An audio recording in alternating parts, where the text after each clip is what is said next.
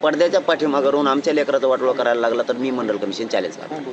त्याला माहिती आहे मंडल कमिशन स्वीकारला की नाही स्वीकारला ही त्याला माहिती आहे. सॉरी. आणि चॅलेंज होतोय का नाही होत ते त्याला पक्का माहिती म्हणून ते लाज झाल्या. पण मला गोरगरिबांचं वाटोळं करायचं नाही, त्यासारखी वाईट नियत आमची नाही. पण ओबीसी बांधवांना त्याला फोन करून सांगावं, तू नीट राह, तू राजकारणी तो यासाठी आमचं वाटोळं करू नको. कारण आमच्या लेकराचे मुर्दे पडायला लागले आरक्षणामुळे तर मी किंवा समोर येऊन बोलायला ते दचकत आहेत.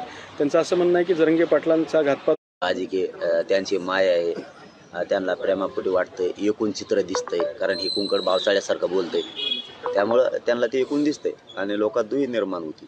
आता मी काल शांत केलं वातावरण. सभेतल्या काही ओबीसी बांधव आलेल्याने सुद्धा टाळ्या वाजल्या. तिथल्या पत्रकार बांधवांनी सुद्धा सांगितलं की याला म्हणतात काम करणं, कारण ते तिकडून सांगतो. कोणतरी PSI तिथला बोलला नुसता म्हणून त्याला SP-नं नोटीस दिली. तू काय केलं, माझ्याबद्दल काहीतरी कोणतरी बोललं होतं तर त्याला त्या जातीला त्रास व्हायला लागला तुम्ही बळ दिल्यामुळं. जरा थांबवायचा विचार करा, कधी काळी जातीचा विचार करा, जात संपू देऊ नका. हो, कारण तो इतका फडफड करायला लागलाय आणि किती दिवस करेन आणखी लय झालं तर आता हे निवडणुका पोत करी. ते असंही पण तुम्ही एक ध्यानात ठेवा, तुमच्या त्या बळामुळं इकडं मराठा समाजाला खूप त्रास व्हायला लागला. कुठं झेंडे काढन, कुठं बोर्ड काढन. तुम्हाला माहिती आहे तेवढंच एक गाव आहे तिथं बाजून सगळ्या मराठ्यांचे. उद्या जर दुश्मनी कायमची लागली तर तुला काय होतं, तू बसशील तिथं झोपशील येशील. यांची कायमची दुश्मनी लागून म्हणून मी रात्री ते शांततेत सगळ्या त्यांच्याच गावात जाऊन सांगितलंय. परत मराठ्यांनी शांत राहायचं, अजिबात ओबीसीच्या अंगावर जायचा आणि ओबीसीने सुद्धा यायचं नाही. त्याचं ऐकून आपलं वाटोळ करून घेऊ नका. एकदा जर तेढ पडला ना आयुष्यभर तेढ निघणार Z+ नाही. आता ते समाजाचं म्हणणं आहे, समाजाबद्दल मी नाही बोलू शकत. समाजाचं शेवटी माया आहे समाजाला. समाजाला जे वाटतंय ते वाटतंय, त्यामुळं समाजात मी काय बोलू. परत समाजाला कसं नाराज मी करायचं. पण सरकार आपल्यासाठी नाही. मी ते कोण बांधव माझ्यासाठी मागणी करते. सरकार आपल्यासाठी नाही. जे शांततेचं आव्हान करतं त्यासाठी सरकार नाही. जे प्रामाणिक कायद्याची मागणी करतं त्याच्यासाठी सरकार नाही आहे. जे आडमुठी मागणी करण, जो जाती तेढ निर्माण करण, जे कोयत्याची भाषा करतो, जो चप्प्या करू नका म्हणतो, जो असे ओबीसी बांधवात मराठ्यात वाद लावतो, त्याला पुरवणारं सरकार त्याला पुरवतं. कारण शेवटी गृह विभाग कसा चालवायचा तर गृह विभागाचे नवीन नियम येत वाटतं. जे असे भाषा बोलल त्याला पूर्वी जायचं. गुन्हे कोणाच्या मागं घ्यायचे, त्यांच्याकडे येणाराचे किंवा त्यांचं ऐकणाराचे, बाकीच्यावर टाकायचे. बहुतेक असे नवीन एक गृह विभागाचे रूल निघालेत वाटतं. बहुतेक राज्याची माहीत नाही आम्हाला, पण त्यांना पूर्वी जायचं. जे कोणीच काही करत निष्पाप्ती उठलायचे ना मध्ये टाकायचे, जे करते त्याच्या गळ्यात हात घेऊन टाकायचं, चालायचं. असे काहीतरी नवीन नियम निघलेत वाटतं गृह मंत्रालयाचे.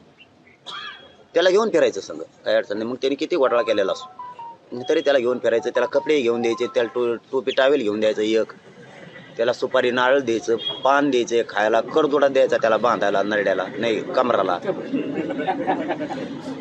हे बहुतेक गृह विभागाचे नवीन रूल निघाले. जे ज्या किंवा त्यांनी त्यांच्या ॲक्टिव्हिटीची दखल तुम्ही घेत आहात म्हणून ते चर्चेत आहेत. जर तुम्ही बेदखल केलं तर महाराष्ट्रात फारशी त्याची दखल कोणी घेणार नाही अशी चर्चा आहे. तुम्हाला मी अभिनस्ती घेतली पण ते बोल मला नाही निघत दम. राज्यामध्ये चर्चा आहे किंवा त्यांची लोक दखल घेतात. नाही संपलेलंच होतं ते मधून आलं तर त्याला कोणी गिनीतच नव्हतं. परतच जाणार होतं वाटतं ते मध्ये, पण थांबिलं. कारण गृह मंत्रालयाचे काही रूल आहेत, काही केशी मागं घ्यायचे, त्याच्यामुळं वाचला ते असं आहे ना ते. कारण नवीन रूल आहेत आणि आमच्यावर केशी टाकायचे रूल आहेत नवीन. काही नाही केलं तरी बी आमच्यावर टाकायच्या मराठ्यावर. तुमचा असा दावा आहे का की मंत्री भुजबळ यांचं पुनर्जीवन तुम्ही त्यांना पुनर्जीवन दिलेलं आहे? हा, मी काय पुनर्जीवन दिलं तर बाद गेला. हातात असतं तर मी काय याला हे केलं असतं. नाही, तुम्ही जर दखल घेतली नसती तर एवढे चर्चेत आली नसते असं म्हणणं आहे लोकांचं, म्हणून त्या अनुषंगाने प्रश्न विचारला. ते शिंगाड मोडायला बैल बघितलेला आहे तुम्ही, तसं काम आहे त्याचं. ते आतून पडद्या मागून ते काड्या करताय ना, त्याच्यामुळे त्याला पुढं घ्यावं लागत. मागं कवर तू अधिवेशन घ्या आणि कायदा करा, विषय मार्गी लावा.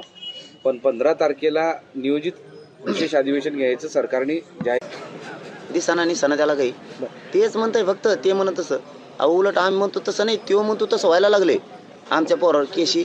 आता मला सांगा, ओबीसी बांधव मराठा बांधव दोघं नाचत येते DJP जे लावलं. ते एक आनंद असतो, लोकशाही दिलेला अधिकार आहे आनंदात. ते गाणं कोणी आणलंय कोणी नाही मला नाही माहिती, मग आपलं गाणं चिल्लर गोष्टीवर ध्यान देतात. आता उपोषण सुरू झालेलं आहे.